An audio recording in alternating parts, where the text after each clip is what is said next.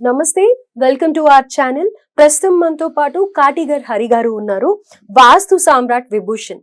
నమస్తే sir. Sir, మనం ఇందాక ఒక ఎపిసోడ్ లో మధ్యలో నాకు ఒక డౌట్ వచ్చింది కదా, లెంత్ అయిపోతుందని చెప్పి నేను అడగలేకపోయాను. కానీ యూజువల్ గా నాకు తెలిసి చూసే వ్యూయర్స్ కి కూడా ఈ డౌట్ ఉంటుండొచ్చు. అదేంటి అంటే కనుక, వాస్తు విషయానికి వచ్చినప్పుడు 100 గడపలు ఉన్న చోట వాస్తుకి ఎలాంటి రూల్స్ పాటించక్కర్లేదు అని అంటూ ఉంటారు. అది ఎంతవరకు నిజం? నేను ఇది ఎందుకు అడుగుతున్నాను అంటే, ఇప్పుడు చాలా మటుకు కూడా గేటెడ్ కమ్యూనిటీస్ అని, లేకపోతే ఒక అపార్ట్మెంట్ కల్చర్ అనేది ఎక్కువైపోయింది. సో ఆబ్వియస్లీ 100 ఏంటి 1000 గడపలు ఉంటాయి అక్కడ. సో అలాంటప్పుడు కొంతమంది చాలా హైఫైగా ఉంటారు. తీసుకునేటప్పుడు ఉన్నంత ఐశ్వర్యం కానీ, వాళ్ళల్లో ఆనందం కానీ ఆ ఇంట్లోకి వెళ్ళిన తర్వాత ఉండదు. సో అలాంటప్పుడు ఇది వర్తిస్తుందంటారా ఈ మాట? 100% మీరు చెప్పింది రైట్. 100 గడపలు దాటడం కాదు, ఒక 10, 20, 30 ఉన్నా కూడా వాస్తు వర్తించదని నేను మాట్లాడతాను. బట్ కండిషన్స్ ఏ రకంగా అనేది కావాలి. ఓకే, అంటే ఎలా అంటారు? ఒక ఎగ్జాంపుల్ చెప్తున్నాను. మీ ఇంట్లో ఫ్యామిలీ మెంబర్స్ ఎంతమంది? 4 మెంబర్స్. 4 members, right.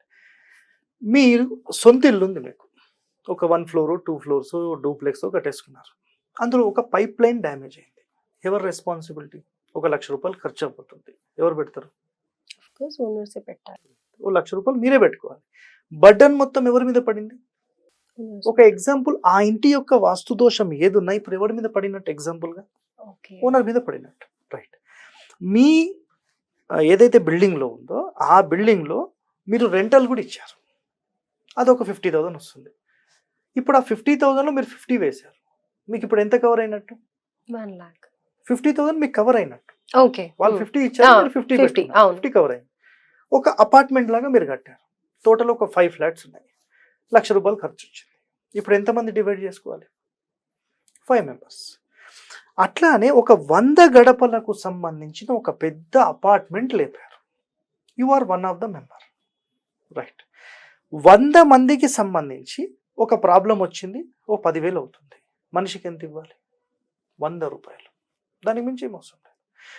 ఇప్పుడు ఏ సమస్య ఆ బిల్డింగ్కి సంబంధించి ఉన్నప్పుడు అప్పుడు ఏం జరుగుతుందంటే, ఆ సమస్య తీవ్రత అనేది ఆ బిల్డింగ్లో ఉన్న వాళ్ళందరికీ యావరేజ్గా డివైడ్ అవుతుంది.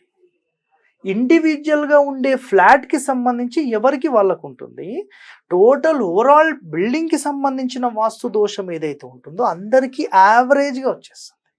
మీరు ఒక సూపర్ మార్కెట్లోకి వెళ్ళి ఒక 1000 రూపాయల ఐటమ్ ఎవరన్నా దొంగతనం తీసుకొని వెళ్ళిపోయారు అనుకోండి, ఆ 1000 రూపాయల ఐటమ్ అక్కడ ఎంతమంది వర్క్ చేస్తున్నారో వాళ్ళందరికీ యావరేజ్గా డివైడ్ చేసి కట్ చేస్తారు శాలరీలో. ఐడియా ఉందా మీకు? ఓకే, తెలుసు. కట్ చేస్తారు. సో కేవలం ఒక్క వ్యక్తే పని చేస్తున్నారండి. ఇప్పుడు మీరే వర్క్ చేస్తున్నారు, ఒక ఐటమ్ పోయింది, ఇప్పుడు ఎవరి మీద? మొత్తం మీరే పడ్డాను. సో 100 మంది ఉంటే 100 మంది మీద డివైడ్ అవుతుంది. సో ఇక్కడ ఏం జరుగుతుందంటే, వాస్తు అనేది 100% పని చేస్తుంది, పని చేయదు అనే సవాల్ లేదు. అది 100 గడపల 1 గడపన అనేది ఉండదు. బట్ ఓవరాల్గా ఇలాంటి 100 గడపలు ఒక బిల్డింగ్స్, చాలా కమ్యూనిటీ, లేదంటే గేటెడ్ కమ్యూనిటీ మీరు చెప్పినట్టుగా డూప్లెక్స్కి సంబంధించిన విల్లాస్, దాని తర్వాత అపార్ట్మెంట్స్, వీటన్నిటిలో ఏమవుతుందంటే ఒక సొసైటీ లాగా ఏర్పడి వీళ్ళందరికీ కంబైన్డ్గా వాటి యొక్క ఖర్చు అనేది ఉంటుంది. అదేవిధంగా ఈ దోషం అనేది కూడా అందరికీ డివైడ్ అవుతుంది. ఒక బిల్డింగ్లో ఒక దోషం ఉంది అంటే నాకే వస్తుందని ఎవరైనా చూస్తారా? బిల్డింగ్ ఏమైనా నాదా? వస్తే అందరికి వస్తుంది. ఎవరైనా వచ్చేదైనా డ్యామేజ్ చేశారు అనుకోండి, ఏం ఖర్చు నా మీదనే వస్తుందా? అందరి మీద వస్తుంది. ఇదే మాట్లాడతారు. ఒక దోషం ఉంది అంటే, ఒకవేళ ఎవరైనా ఈ దోషం నాకే వస్తుందేమో అంటే ఆ అనుమానంతో కూడా అతనికి డ్యామేజ్ అవుతుంది. సో అనుమానం అనేది పెట్టుకోవద్దు. అందరికి ఎట్లా ఉందో నాకు అంతే. సో ఒక నైరుతిలో సెప్టిక్, ఒక ఎగ్జాంపుల్ చెప్తున్నాను. మీరు కావాలంటే ఇది కావాలంటే ప్రేక్షకులు కూడా క్యాలిక్యులేట్ చేసుకోవచ్చు. ప్రేక్షకులు కూడా ఆ క్యాలిక్యులేషన్ ఏంటంటే, ఒక అపార్ట్మెంట్ కట్టారు, ఆ అపార్ట్మెంట్ వాళ్ళు ఎప్పుడు ఒకరికొకరు మాట్లాడుకోరు, ఒకరికొకరు పట్టించుకోరు. ఎప్పుడు ఏదైనా మీటింగ్ పెడితే కొట్లాడుతూనే ఉంటారు, లేదా అరుచుకుంటూ ఉంటారు. ఒక అపార్ట్మెంట్లో చూస్తే అందరూ గెట్ టుగెదర్గా ఉండి, అందరూ ఏదైనా పండుగలకు కానీ, లేదంటే గణేష్ చవితి కానీ ఇవన్నీ గ్రాండ్గా సెలబ్రేట్ చేసుకుంటారు. అందరూ కలిసిమెలిసిగా నేను ఒక 5,000 పెడతా, నేను 2,000 పెడతా అంటే వాళ్ళు సొంతంగా వచ్చి చేసుకుంటూ ఉంటారు.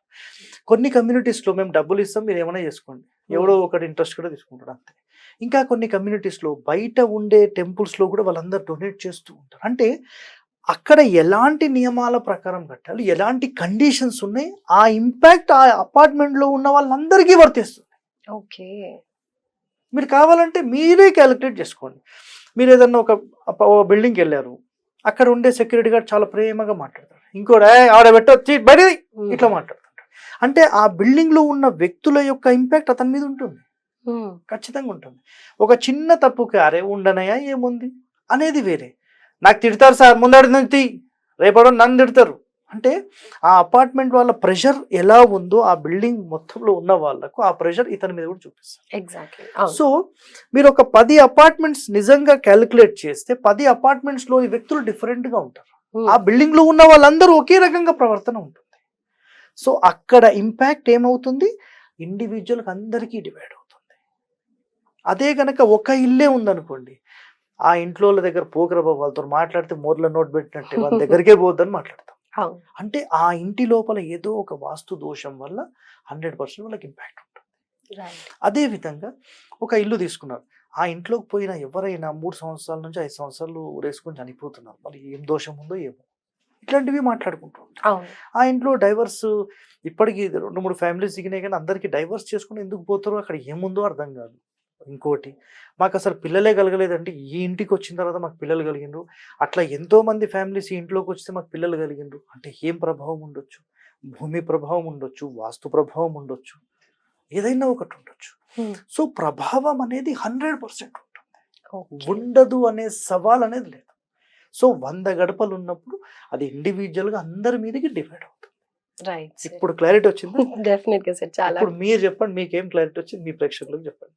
డెఫినెట్ గా అంటే ఆ స్థలం కానీ ఆ వాస్తు కానీ సరిగ్గా లేకపోతే ఒక్కళ్ళకే కాదు, ఆ వాస్తు ప్రభావం అనేది ఎంతైతే 100 గడపలు ఉంటే ఆ 100 గడపల వాళ్ళకి ఈక్వల్ గా షేర్ వెళ్తుంది. సో మీ యొక్క 100 గడపలు ఉంటే వాస్తు పని చేయదు అనే దానికి సమాధానం దొరికినట్టు దొరికింది సార్. ఒక్కళ్ళంగా ఉంటే ఎక్కువగా అనుభవిస్తాం, అందరుంటే అందరికి ఈక్వల్ గా డివైడ్ అయ్యి కొంచెం కొంచెం అనుభవిస్తాం, కానీ అనుభవించడం మాత్రం గ్యారంటీ. కానీ 100 మంది ఉన్నప్పుడు తక్కువ అంతే, సింపుల్. అంతే, మన అంతగా అబ్జర్వేషన్ ఉండదు మనకు. అవును, అది అన్నమాట. కానీ ప్రభావం అయితే ఉంటుంది అనేది అయితే అర్థమైంది, ప్రభావం ఉండకుండా అయితే ఉండదు అని. Right sir, thank you so much sir.